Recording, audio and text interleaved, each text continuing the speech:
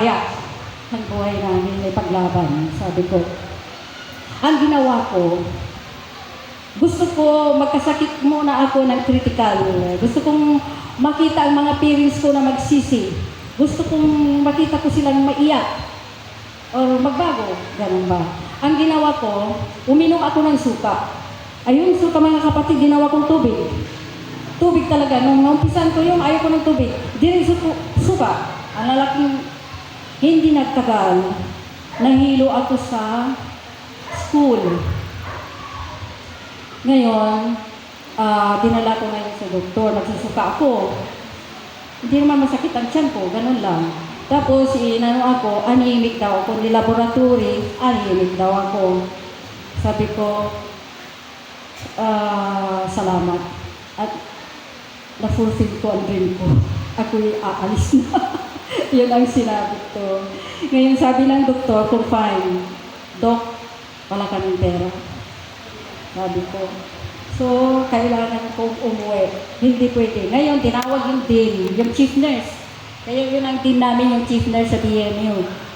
Sabi gano'n, Madam, yung kanyo, yung estudyante, matigas ang ulo. Bakit ka uuwi? Umiyak ako. Hindi nyo alam ang problema ko, ma'am. Ayaw kong uuwi ako. So, hindi ka pwedeng umuwi na mag-isa. Kailangan, ipasama kita sa isang staff dito. Pinasamahan ako si staff. Yun, may kasubahay, may kasama ako. Nakita ako ng nanay ko. Yun, nakita ko ng nanay ko. Bakit? Sabi gano'n. Sabi nung, kasama ko, may sakit siya, anemic. Ang hemoglobin niyang baba, kailangan niya magpakumpay. Sabi ng nanay ko. Tapos umalis na. Tapos kinausap ako ng nanay ko. Ba't anong ginawa mo? Gusto ko nang magpahinga. Ayaw ko na. Suko na ako. Sabi ko gano'n. Anak, bigyan mo ako ng chance. Magpapago ako. Yun. Yung nakamit ko, praise God. Nakamit ko yung hinihingi ko sa Panginoon na.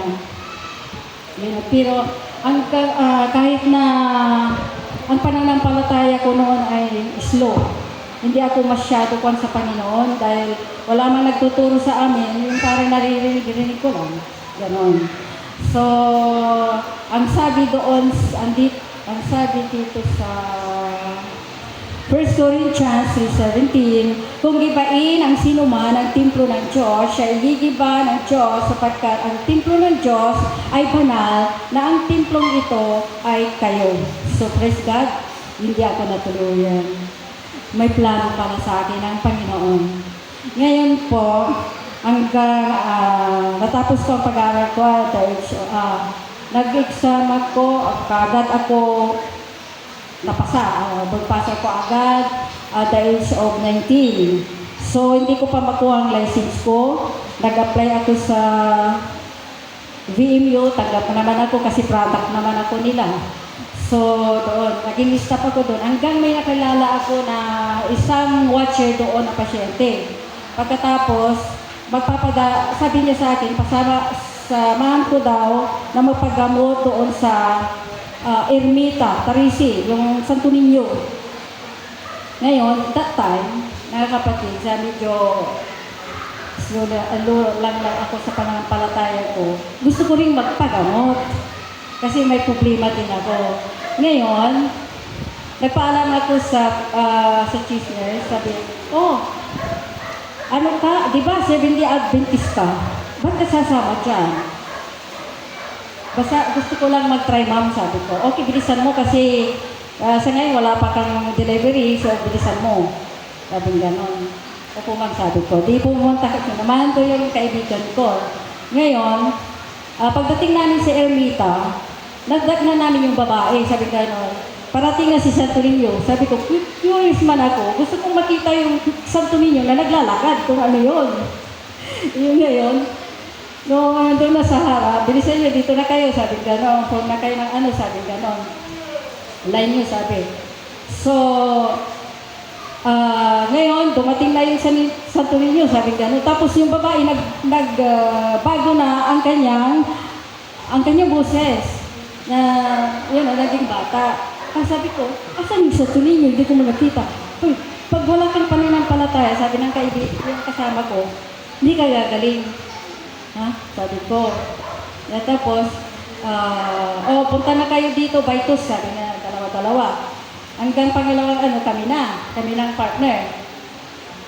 Ngayon, nung nandun na kami sa harap ng kaibigan ko, yung babae nakaharap doon sa may Santo Niño at saka yung Birhen. Ngayon, tapos sumarap sa amin.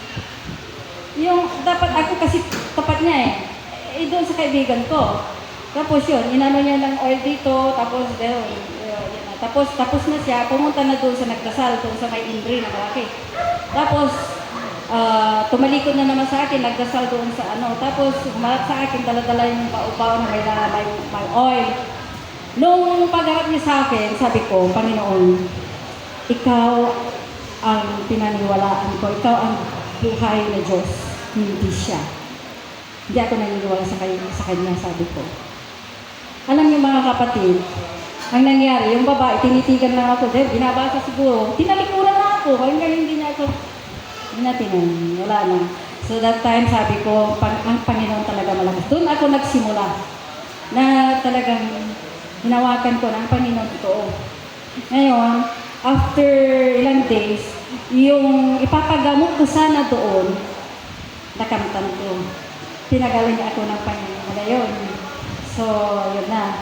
Hanggang mga 3 years akong nag-work sa PNU. Then, nag-try akong nag-apply sa Saudi. Para sa ganon, matulungan ko ang mga pamilya ko sa hirap pa talaga. Lalo na yung mga kapatid ko, magka-college na. Yung dalawa kong kapatid. So, kailangan ko silang suportahan. So, hindi nagtagal naman, within 3 months. Wala pang 3 months ata, naka-apply na ako. That time, walang pagbayad kasi gobyerno ang city ko noon yung napuntahan ko. Noong flight ko ay halos ayaw kong umalis dahil nga hindi ko alam kung magyayari sa akin doon sa Saudi na mag-isa ko lang doon, ang bata-bata ko, the age of 23, ganon. Ngayon, from Manila, Riyadh, then may connecting flight kami. Pagdating namin sa Al-Bahar region, sa job site ko, sa opisina muna kami. Ngayon, sabi nung staff doon na Pilipina, nilapitan kami, 3 kami noon na magkakasama. Kayong 3 ma-assign sa bat play sa center. Center, sabi ko, wala akong experience sa center. Hospital ako paano. Buti yung mga dalawang kasama ay center sila. Ay so okay lang sila. Pero ako, ay sa hospital ako talaga wala akong alam. Pag nagpapaanak kayo, kasama nyo lang yung driver, walang doktor. Ay doon ako natakot. So sabi ko, kailangan ko ang Panginoon ngayon. Alam nyo, ang ginawa ko, pumunta ako sa siya, nagpasama ako doon sa isa kong kasama, nagluhod ako doon. Nung nagluhod ako doon, ang tagal ko, sabi ng ba't ang tagal mo nung lumabas ako? Masakit ang tiyan ko, sabi ko. Yun ang dahilan ko. Pagdating namin doon sa may, sabi gano'n ng Pilipina, ba't ang tagal nyo? Kasi ma'am, masakit kasi ang tiyan ko. Okay. Pakinggan yung mabuti. May isang hospital na mga ilangan ng isang midwife. Sabi ko, sana ako na Panginoon. Grant yung pinag-pray ko. Yung una, pangalawa ako ang nakasalas. Sa center sila. Ako ang pinakalas, ako pa ang hospital. So, ang Panginoon talaga makapangyarihan sa lahat kung kayo'y totoo na maniwala sa Kanya. Ibibigay niya ang maganda sa iyo. Ganon. Ngayon, hanggang inano na kami doon sa namin, sa assignment namin na ngayon, sa hospital na ako. Pagdating ko sa hospital, orientation, hindi ko kaya. Hindi ko kaya ang trabaho kasi 25 to 30 case, mag-isa mo? Tatlo